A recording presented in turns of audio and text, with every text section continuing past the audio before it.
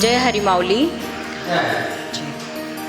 मी अश्विनी अमोल चव्हाण त्र्यंबकेश्वरतून आलेली आहे। 3 वर्षापूर्वी माझ्या सासऱ्यांसाठी त्यांना घेऊन माझे आईवडील आलेले होते। तर ड्रिंक सोडण्यासाठीच घेऊन आलेले होते। तर त्यांना इतका छान फरक पडला आहे। आज 3 वर्ष झाले त्यांनी नॉनव्हेजला पण हात लावलेला नाही आणि ड्रिंकला पण नाही। तर इतका मोठा अनुभव मला आलेला होता। तर त्यानंतर छान वाटलं। मग मुलीला थोडा पोटाचा प्रॉब्लेम झाला, तिला पॅनक्रियासचा इश्यू आहे, तो 2 वर्षापासून आहे। तर तिला घेऊन आम्ही आलेलो होतो।